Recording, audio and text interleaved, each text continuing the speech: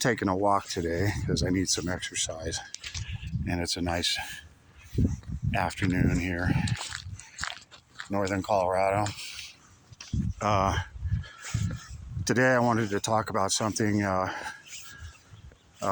saw something online, and I believe it was on Twitter, and a non-Christian who has a pretty decent following on Twitter apparently said something that I'm not a Christian, but what I read of the Bible and of Jesus, he was the most woke person to ever live. He was the wokest person ever. And I stopped and thought about that. I'm like, no, that's completely wrong. And yet there's a lot of this kind of what I would call almost heretical type of stuff flying around about the Bible and about who Jesus was, and it's been flying around for 10 years now. People that are claiming to speak for Jesus and claiming to speak for the Bible, and they're saying stuff like, well, Jesus was a socialist, and or Jesus was the most woke person ever. This guy said, and he came right out and said, I'm not a Christian. So, first of all, he's not a believer, but he's read the Bible just enough to confuse himself and confuse a lot of other people that Jesus was some kind of woke individual. Now, unless you've been living under a rock for the last 2 or 3 or 4 years, you know what woke means, right? The term woke. Woke is a left-wing term that liberal progressives, and I will say Democrats, use to describe themselves. It's funny, there's a bunch of geese flying over right now. Woke is a term that liberal progressives use to describe themselves, that they are woke. In other words, we believe in all the latest ideology to come down the pipe, and that ideology would be left-wing, progressive, social justice type ideology and beliefs. That would be on gay marriage. That means that a man and a man can get married, a woman and a woman can get married, and that's woke ideology. In spite of the fact that flies in the face of what any moral authority has talked about, or certainly what the Bible talks about for 2,000 years. Woke ideology also says things like, well, anyone can call themselves a man, and they can compete in women's sports if they claim to be a woman. That's woke ideology. You know, they believe themselves to be very progressive. And what I mean by that is that whatever new kind of moral standard or moral teaching comes down the pipe, that they embrace.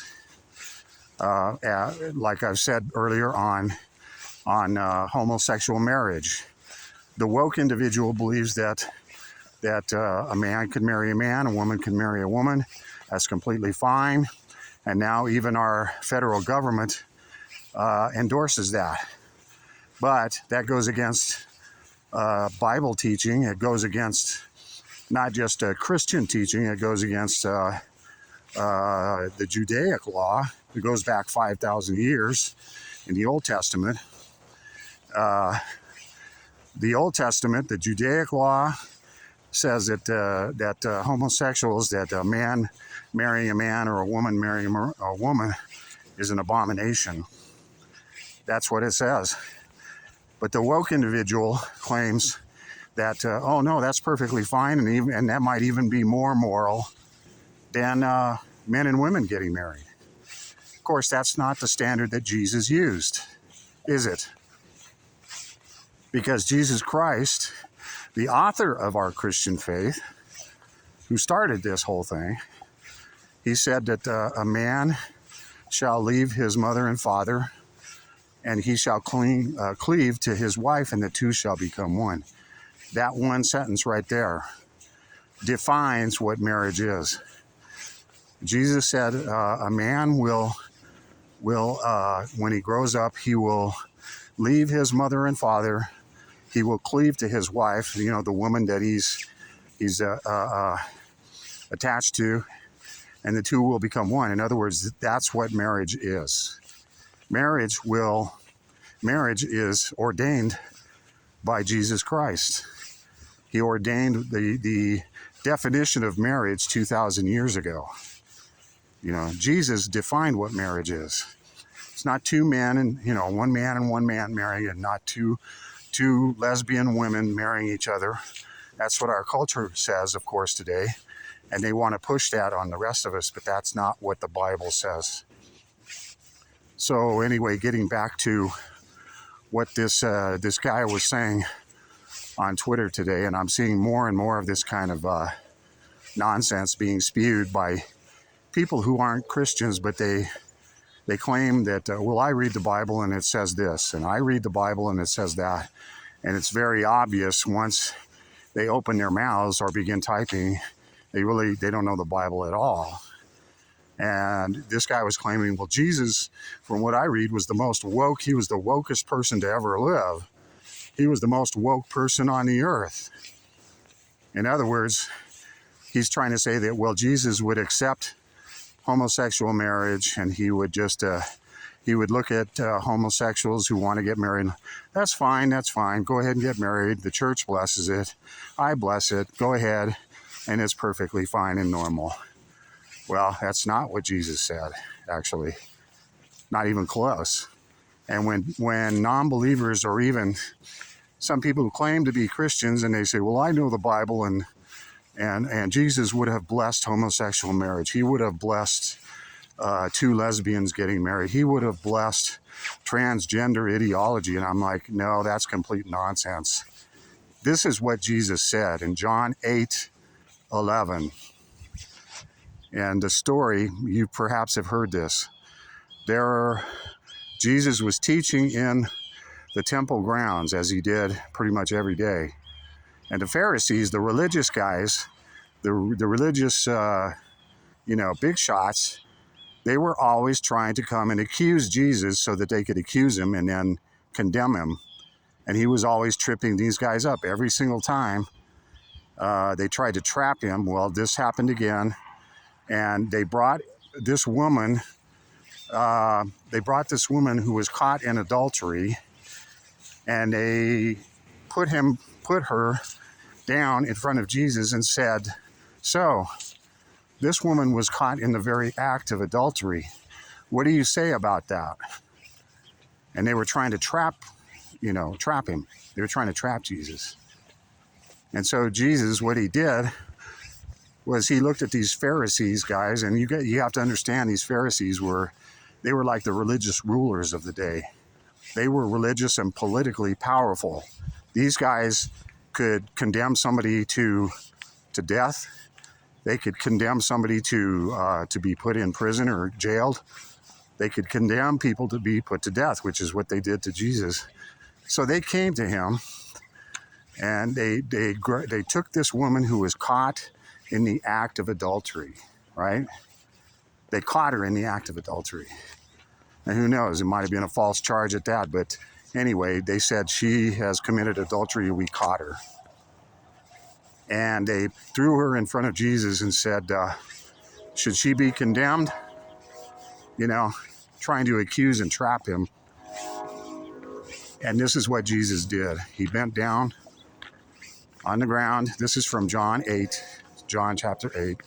He bent down, kneeled down, and he started writing in the dirt, which is kind of odd behavior. He didn't answer these religious ruler guys straight up. He just started writing something in the dirt, in the sand. And a lot of speculation has gone around over a lot of years saying, what was Jesus writing in the sand? And some people say he was writing the sins of these religious rulers because he knew their sin.